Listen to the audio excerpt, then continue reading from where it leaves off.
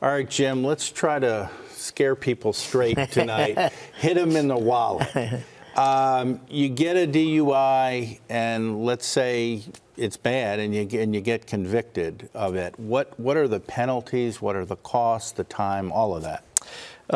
First thing, let's just talk about the penalties in South Carolina. On a DUI first, you're probably going to pay just a little over $1,000 for the punishment, the fine.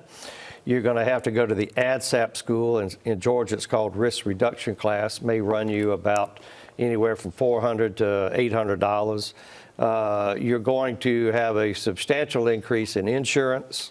Some insurance companies will actually cancel your policy and not just increase it. And you're going to now, after a law change in South Carolina this year, will be forced to put an ignition interlock device in your car for 6 months. That's going to run you about $1,000 to $1,200 for those 6 months. That's on a DUI first. When you go to a second or third, it's much worse, just like it is in Georgia. Well, thanks, Jim. We wanted to grab a quick call, and then we'll continue, because I know Vic wanted to jump in a lot more to that. Susan is on the line for us. Hi, Susan. How are you? Hi, good. How are you guys? Doing great. Good.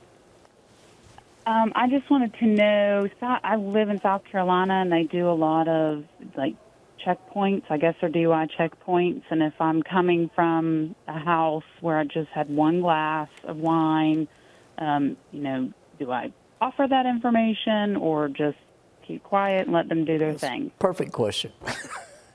I couldn't hear. Oh, she said she went to a DUI checkpoint in South Carolina, and she just had one glass of wine. How should she respond to the officers when they stop her?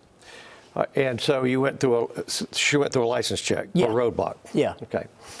Well, and we see a lot of roadblocks in South Carolina. So this is what happens. You come through, there's no traffic violation, but our courts have allowed roadblocks to be utilized.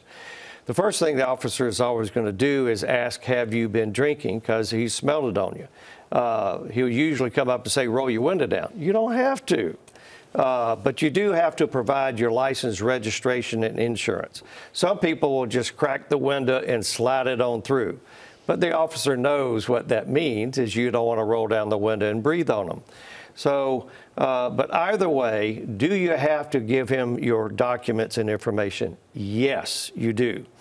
Can he require you to get out of the car? Yes, for officer safety, if he thinks there is reasonable suspicion that you might be a drunk driver or something else might be illegal in the car, he can require you to get out.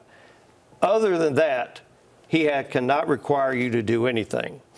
The first thing that he's going to do, if you've had that glass of wine, and he says he smells it on you, he's going to ask, have you been drinking tonight? You do not have to answer that question. You don't have to say, yes, I have. You don't have to say, no, I haven't. You can just refuse to answer the question.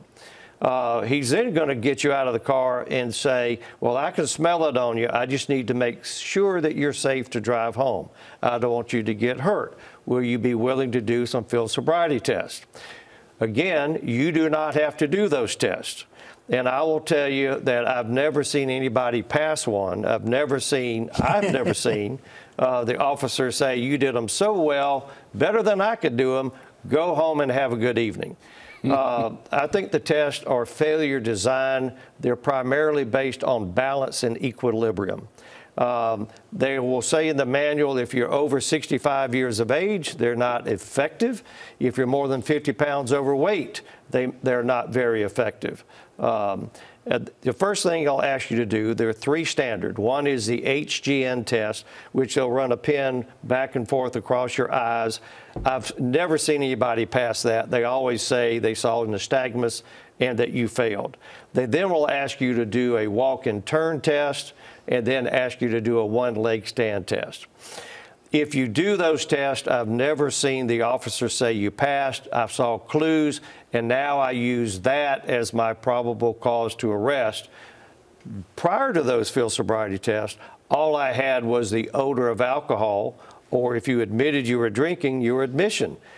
I tell my clients, never admit that you were drinking. Let them prove it.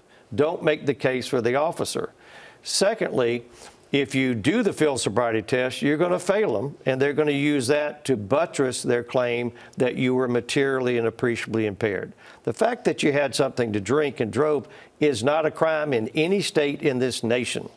They've got to prove you're materially and appreciably impaired. But if you don't do the field sobriety test, they're going to arrest you anyway. I've had in the last 3 months 4 DUIs where the officer asked if my client had been drinking. The client said yes. Asked if they do field sobriety test. They said no. And the officer said, well, sir, you can leave me no choice but to arrest you if you don't do the field sobriety test. And one officer said, it's your way of proving to me that you're not impaired. Well, you don't have to prove you're impaired. He's got to do that, and you don't have to prove you're not impaired. My advice is, if you've driven after you've been drinking and you think you might have had too much, and you haven't used one of these devices to test yourself, then give them as little evidence as possible. At that point, you're in damage control mode, and the less is better. Don't admit anything. Make them prove their case and come to a good defense attorney, and we may be able to get you a good result or even an acquittal. But once the blue lights come on, once they get you out of the car, you need to be in defense mode and don't admit anything. You do not have to admit anything to the officer. Please don't. Thank you, Jim.